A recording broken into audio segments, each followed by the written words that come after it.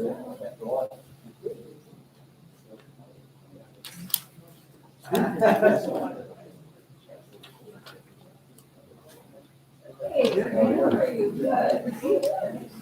before you guys start, you guys can just grab the mic. Can you pick it up? I'm just sitting here. Yeah, so, oh no, yeah, right there, again, if you talk, just make sure you got it.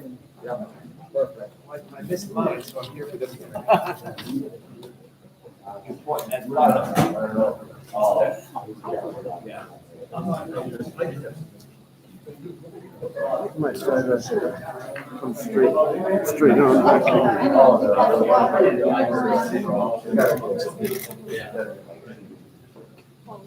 So getting all the lines candy won't.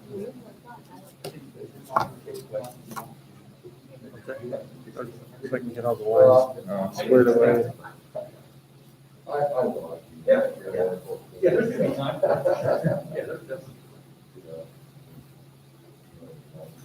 Well, good morning and welcome. I am UAA Chancellor Sean Parnell, and at the table with Kathy Clyde, Greg Myford, Jim Mays, and it's a great day to be a Seawolf. I just have to let you know that. As you know, the Seawolf hockey program was cut due to budget cuts some time ago, but back in September 2020, the Board of Regents of the University of Alaska said if the private sector could come forward and raise $3 million by August 30th, 2021, that the program would be reinstated. And Save the Seawolf, led by quite a number of people, has brought us here today. And I'm here just to announce the reinstatement of the Seawolf hockey program.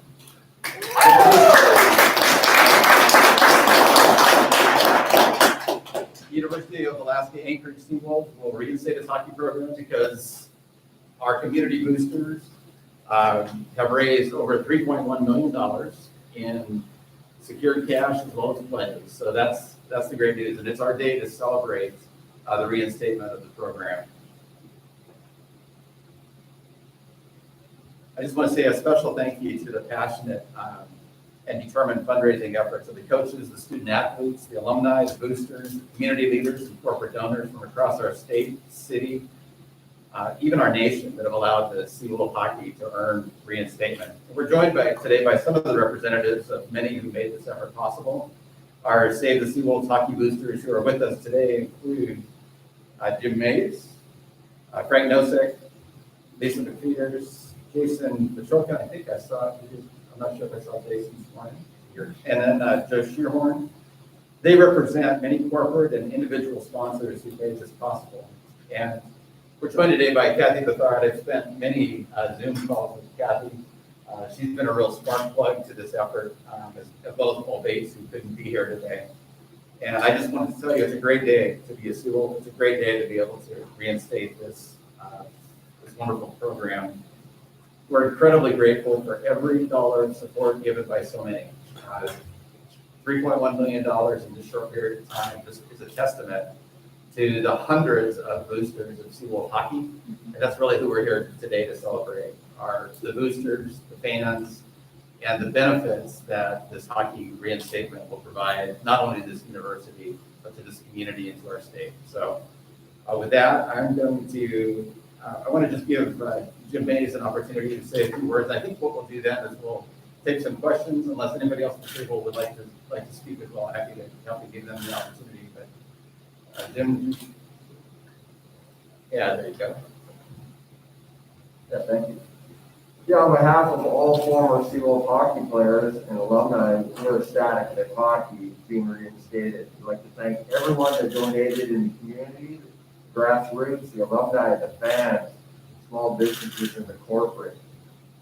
We'd also like to thank UAA President Pat Pitney, Chancellor Sean Parnell, UAA Athletic Director Greg Myford, and the Board of Regents for their leadership going forward, helping us reinstate this program. But last but not least, Kathy Bethard on the end, the Save Seawolf Hockey Committee, has been monumental in getting UAA hockey reinstated.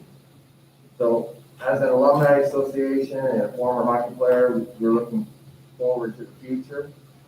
strengthen the working relationships with the university and the hockey program and athletics, and also strengthen within the community of Anchorage. We also look forward to the future, building a strong program like we're used to in the past, and there's no reason that in a great hockey town like Anchorage that we can't make this a strong surviving program for the years to come. And thank you for all, everyone's hard work and effort. Thank you for all for being here today.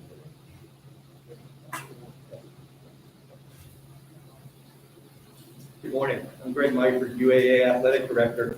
As I'm sitting here and I look around the room, I see a couple of our other head coaches who have come in today, and I thank them for being here because this is a big day, not just for UAA hockey, but for our program. This feels a little bit, I guess, like how our coaches might feel in addressing the media after a big win. This is a big win. This is a very big win. But also like the coaches, we don't play the game. The players play the game. And, a coach can't win a game by herself or himself. And it takes the team, and the university could not have done this without the many other players involved. The team captain is to my right. There is no question that Kathy took this effort and built a groundswell that brought us here today. And it would not have happened without the effort of many. But as we all know, successful accomplishments require leadership and guts and of course effort. She led that charge. So I think it was important that we all understand that. And that from this point forward, we'll celebrate that together with the partnership we have. We'll soon be hearing more about the Seawolf fifth line that we will work with in making sure that Jim and our former players and our fan base has a structure to work within that we all find will result in success. So with that, let me turn it over to Kathy and that person. Well, thank you.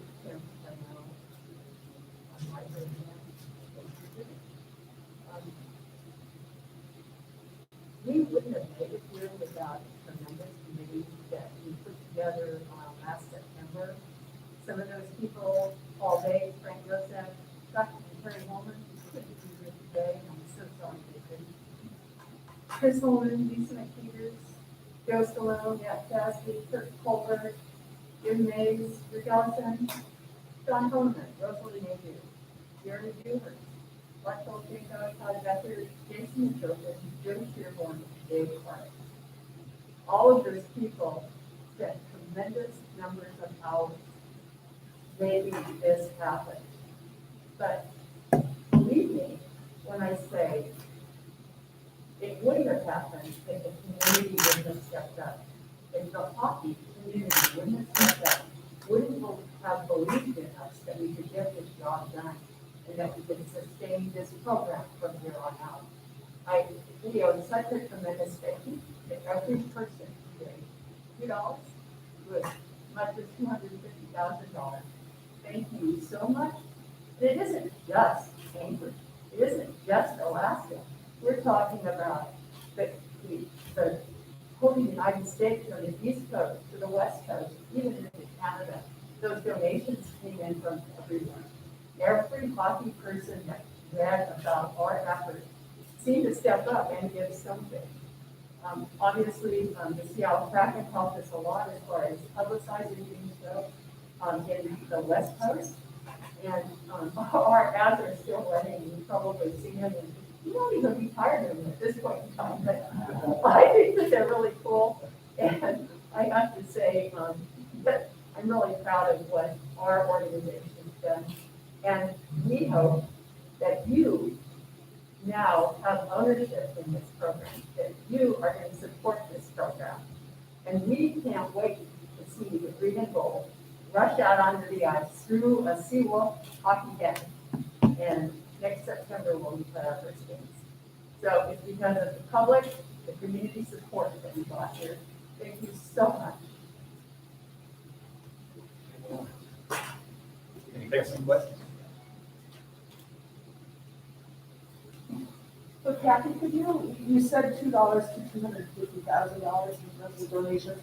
Is that the exact range? And can you tell us ballpark, if not exactly, how many people donated from individuals to corporations?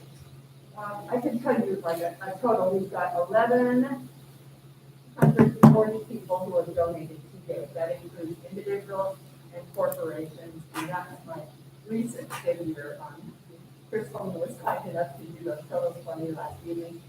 Another thing that's notable, I think, is that we've had over 30,000 hits on our website since we started this. So people, are going out there reading about what we've got going, and we'll continue that website. The name may change as Director Meister alluded to. We will become the Seawolf Hockey fifth line, and as soon as we after we're reinstated in total and we get our record.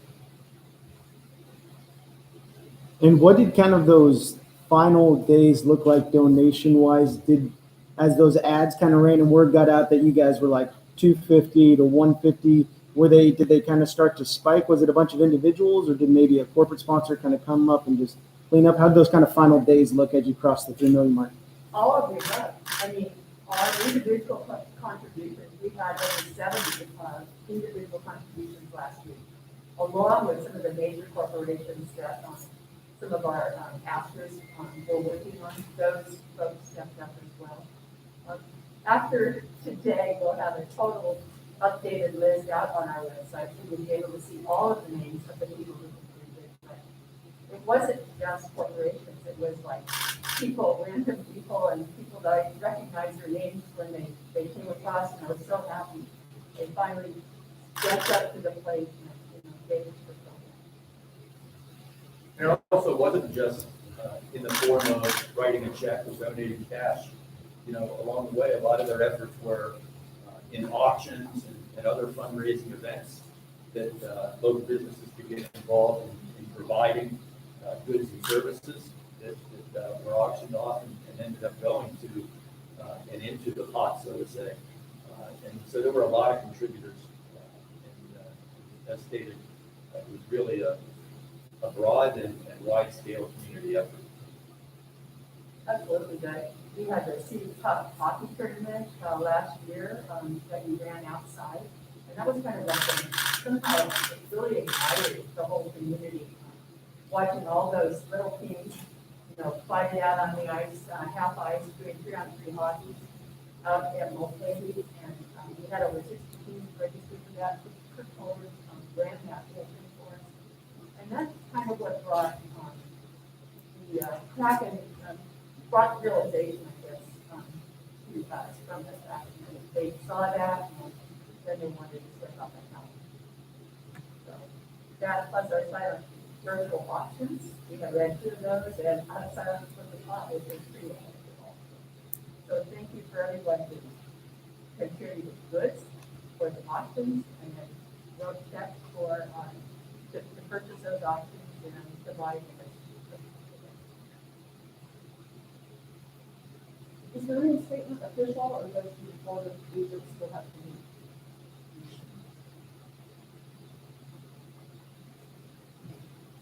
So as I read the motion that the board passed, the reinstatement occurred when the 3 million was raised. As I understood it, but of course the board members who were alerted to this ahead of time were ecstatic that we had reached the goal, and so I don't anticipate any issues there whatsoever. You guys had talked about the 5th line. Is there anything else that you guys plan to organize that, I guess, kind of help garner the support and kind of ride the wave? Because obviously in the past there's been some stuff that's maybe fractured some of the fans, other people in the community, and just kind of that faith that the program will stick around. Is there anything else besides the 5th line that I guess that you guys have planned or moving forward that you guys are kind of excited to implement? Yeah, there's going to need to be a lot of, right? And that's all in the plans, and all in the works. I think the important factor here is that it will be a partnership going forward. And there won't be one side doing one thing or, independent of the other. And so the way we've worked together on putting that together and kind of forging a vision for how this moves forward, in a lot of different sectors, primarily focused on how do we raise the funds. We've done an amazing job on the private sector, right? And the private fundraising, that all has to continue, but that can take a lot of different forms: sponsorship, ticket sales, so on and so forth. And those are the areas that we're going to focus on. But we'll be doing that together. Yeah, we have taken the first steps to be able to form that new organization, and we posted that on our website also, on memorandum of understanding that we have signed with the university. It's a historic document as far as I know, something that could never been done here before anybody. It totally outlines our responsibilities and the university's responsibilities that going forward. It shows how that program is going to be able to be sustained and be successful financially and also otherwise. So we've taken those first steps that, as Greg said, we will be called this in line, we'll be doing business with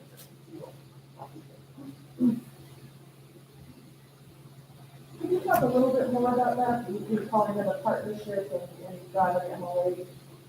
So how's that going to work? What will the involvement of your group be with your communities as athletic? Well, Will they have a hand in picking a coach? Will they, I'm just wondering what their involvement will be. yeah, I think to be clear, this is UAA hockey is UAA's program, right? And in every sense of the word, we need to maintain the control of the program. So that will happen. However, what we will do from the support side and how we make that happen. I mean, this is a great example here today. Whether it was our ski program or gymnastics before, and now hockey, none of those would have occurred if left solely to athletics to accomplish that fundraising. So, our coaches were involved, our student athletes were involved, all the people that we mentioned here today were involved. And so, moving forward, that's what the model will be. And it won't just be for hockey. We will do that, across athletics, and begin to develop that, because what we've realized is that without the private support of athletics, athletics could look very different. And we want to maintain a strong program. We want to maintain all of our programs, because as soon as there's not a program, frankly, what that represents is less opportunities for student athletes. And we're about the opposite. We're about opportunities and about how that plays into their education here. So we need to do all we can in support of that.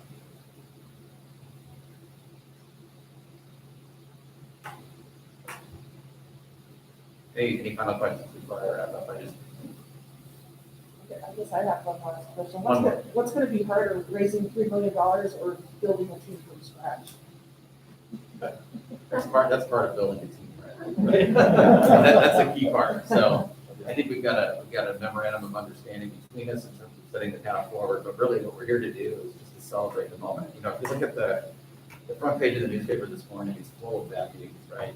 This is good news for Alaskans. This is good news for our students. This is good news for our nation, frankly, for intercollegiate sports. So I just want to say a huge thank you to the 1,100 plus people and businesses that contributed to this effort, that made this possible, and that will continue making this possible for you to come. Thank you to the individuals at this table who devoted many hours and days of their lives here across years, frankly, to see this program be successful.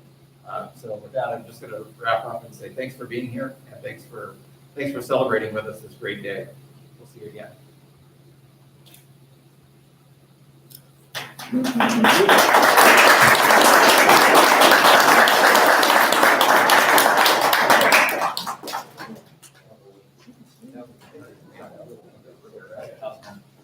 Good. That's,